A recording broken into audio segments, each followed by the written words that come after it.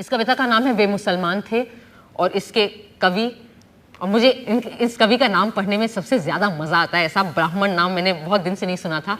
इसके कवि हैं देवी प्रसाद मिश्र।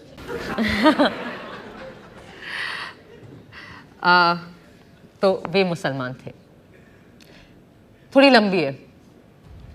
कहते हैं वे विपत्ति की तरह आए, कहते हैं वे प्रदूषण की तरह फैले, वे व्याधि थे। ब्राह्मण कहते थे वे मलेच्छ थे, वे मुसलमान थे। उन्होंने अपने घोड़े सिंधु में उतारे और पुकारते रहे हिंदू हिंदू हिंदू। बड़ी जाति को उन्होंने बड़ा नाम दिया, नदी का नाम दिया। वे हर गहरी और अविरल नदी को पार करना चाहते थे। वे मुसलमान थे, लेकिन वे भी यदि कबीर की समझदारी का सहारा लिया जाए, और अच्छा ही होता अगर हम कबीर की समझदारी का थोड़ा ज़्यादा सहारा लेते लाइफ में। वे मुसलमान थे, लेकिन वे भी यदि कबीर की समझदारी का सहारा लिया जाए तो हिंदुओं की तरह ही पैदा होते थे। उनके पास बड़ी बड़ी कहानियां थीं, चलने की, ठहरने की, पिटने की और मृत्यु की। प्रतिपक्षी के खून में घुटनों तक और अपने खून में कंधों तक वे डूबे होते थे। उनकी मुट्ठियों में घोड़ों की लगामें और म्यानों में सभ्यता के नक्शे होते थे।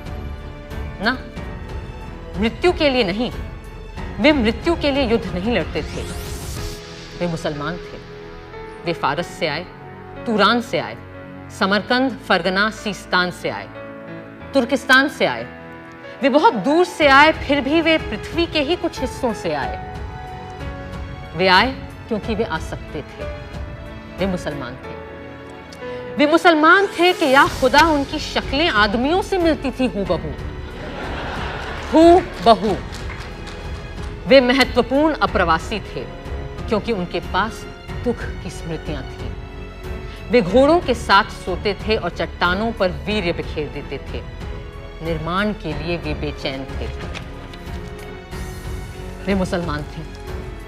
यदि सच को सच की तरह कहा जा सकता है तो सच को सच की तरह सुना जाना चाहिए कि वे प्रायः इसी तरह होते थे, कि प्रायः पता ही नहीं लगता था कि वे मुसलमान थे या नहीं थे। वे मुसलमान थे। वे न होते तो लखनऊ न होता, आधा इलाहाबाद न होता, मेहराबें न होती, गुंबद न होता, आदाब न होता, मीर मखदूम मोमिन न होते, शबाना न होती। वे न होते तो उपमहाद्वीप के संगीत को सुनने वाला खुसरो न होता। वे न होते तो पूरे देश के गुस्से से बेचैन वे न होते तो पूरे देश के गुस्से से बेचैन होने वाला कबीर न होता। वे न होते तो भारतीय उपमहाद्वीप के दुख को कहने वाला गालिब न होता। मुसलमान न होते तो 1857 न होता। वे थे तो चचा हसन थे। वे थे तो पतंगों से रंगीन होते आसमान थे। वे मुसलमान थे। वे मुसलमान थे और हिंदुस्तान में थे और उनके रिश्तेदार पाकिस्तान में थे। वे सोचते थे कि काश एक बार पाकिस्तान जा सकते। वे सोचते थे और सोचकर डरते थे। इमरान खान को देखकर वे खुश होते थे। वे खुश होते थे और खुश होकर डरते थे। वे जितना पीएसी के सिपाही से डरते थे उतना ही राम से। वे मुरादाबाद से डरते थे, वे मेरठ से डरते थे, वे भागलपुर से डरते थे। वे अकड़ते थे लेकिन डरते थे। वे पवित्र रंगों से डरते थे। वे अपने मुसलमान होने से डरते थे। वे फिलिस्तीनी नहीं थे, लेकिन अपने घर को लेकर घर में, देश को लेकर देश में, खुद को लेकर आश्वस्त नहीं थे। वे उखड़ा उखड़ा राग द्वेष थे। वे मुसलमान थे। वे कपड़े बुनते थे, वे कपड़े सिलते थे, वे ताले बनाते थे, वे बक्से बनाते थे। उनके श्रम की आवाजें पूरे शहर में गूंजती रहती थीं। वे शहर के बाहर रहते थे। वे मुसलमान थे, लेकिन दमिश्क उनका शहर नहीं था। वे मुसलमान थे, अरब का पेट्रोल उनका नहीं था। वे दजला का नहीं, यमुना का पानी पीते थे। वे मुसलमान थे। वे मुसलमान थे इसलिए बच के निकलते थे। वे मुसलमान थे इसलिए कुछ कहते थे तो हिचकते थे।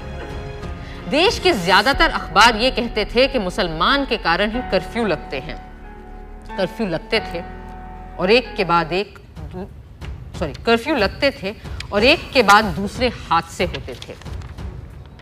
खबरें आती थीं, उनकी औरतें बिना दहाड़ मारे पछाड़े खाती थीं, बच्चे दीवारों से चिपके रहते थे।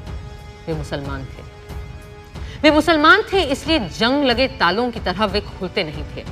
वे अगर 5 बार की नमाज पढ़ते थे तो उससे कई गुना ज्यादा बार सर पटकते थे। वे मुसलमान थे। वे पूछना चाहते थे कि इस लाल किले का हम क्या करें। वे पूछना चाहते थे कि इस हुमायूं के मकबरे का हम क्या करें। हम क्या करें इस मस्जिद का जिसका नाम कुव्वतुल इस्लाम है, इस्लाम की ताकत है। अदरक की तरह वे बहुत कड़वे थे। वे मुसलमान थे। वे सोचते थे कहीं और चले जाएं, लेकिन जा नहीं सकते थे। वे सोचते थे यहीं रह जाएं, तो नहीं रह सकते थे। वे आधा जिबा बकरे की तरह तकलीफ के झटके महसूस करते थे। वे मुसलमान थे, इसलिए तूफान में फंसे जहाज के मुसाफिरों की तरह एक दूसरे को खींचे रहते थे। कुछ लोगों ने यह बहस चलाई थी कि उन्हें फेंका जाए तो किस समुद्र में फेंका जाए। ये शायद स्वर्गीय बाल ठाकरे जी थे। कुछ लोगों ने यह बहस चलाई थी कि उन्हें फेंका जाए तो किस समुद्र में फेंका जाए। बहस ये थी कि उन्हें धकेला जाए तो किस पहाड़ से धकेला जाए। वे मुसलमान थे, लेकिन वे चींटियां नहीं थे। वे मुसलमान थे, वे चूजे नहीं थे। सावधान, सिंधु के दक्षिण में सैकड़ों सालों की नागरिकता के बाद मिट्टी के ढेले नहीं थे। वे चट्टान और ऊन की तरह सच थे। वे सिंधु और हिंदुकुश की तरह सच थे। सच को जिस तरह भी समझा जा सके वे उस तरह के सच थे। वे सभ्यता का अनिवार्य नियम थे। वे मुसलमान थे, अफवाह नहीं थे।